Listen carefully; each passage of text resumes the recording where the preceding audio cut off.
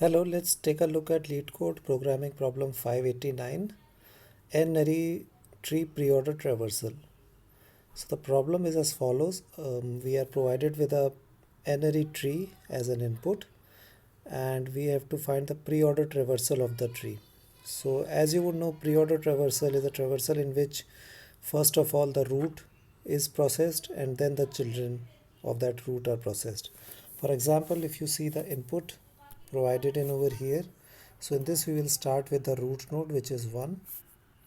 So first 1 is processed, then we'll process its children. So first child is 3, so next would come 3. Then we would process 3's children, so 5. 5 doesn't have any children, so we process the next child, which is 6. Then moving backwards, we process 2, which is a child of 1, and then finally 4. So this is a pre-order traversal of this N-ary tree. So the problem is, how can we find out the pre-order traversal of this tree? So let's take a look at an approach for solving this. So in fact, I would be discussing two approaches for this. The first approach would be a simpler one, which is based on recursion, and then we will try to extend it to a iteration based approach. So I have drawn the same tree in over here. So the recursive approach would be something like we start with the root of the node, process it, root of the tree, sorry, and process it, and then do the same thing for its children. So I start with 1 over here, and if there is a method, let's say, called preorder traversal, so let me call it pre. So I'll start with pre 1. This would print my 1 or add it to the result list, and then it would call pre 3, which in turn would again print 3 and call its children. So it would call pre 5, which would print 5, followed by pre 6, and so on and so forth. So this way, with this recursive calls of the pre function, the pre-order traversal of the tree would be complete and we would get the answer.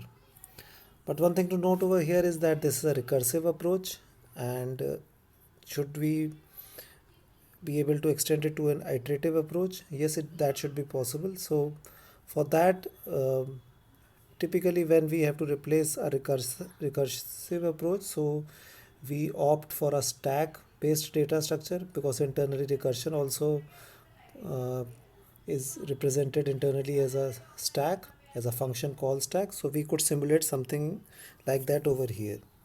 So what we can do, let me just remove all of this.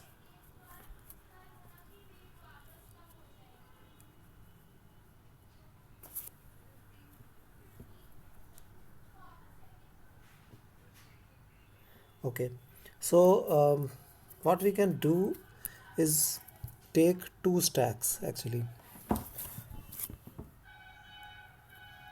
This is stack 1 and this is stack 2.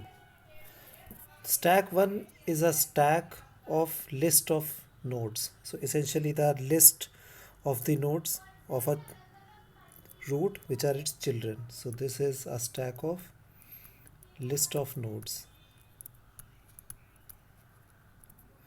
And the other stack is a stack of index. So typically they would be integers.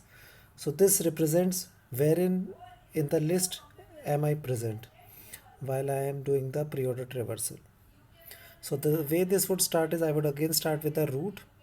I'll process root and add it to the result, and then as has been specified in the problem, I have the list of its children. So I will push that list of its children, which are 3, 2 and 4, to the first stack, and the starting counter or index for that list would be 0. Now we will pop the top of the stack, which is this list, and also pop the index. So in this list we will check for this index, which is the 0th index. So in the list which is 3, 2 and 4, we check for 0th index, which is 3. So we have to process 3 next. So before doing that, what we'll do, we'll push back this list which we had popped out back to the stack, and also increment the index by 1 and push it back to the stack.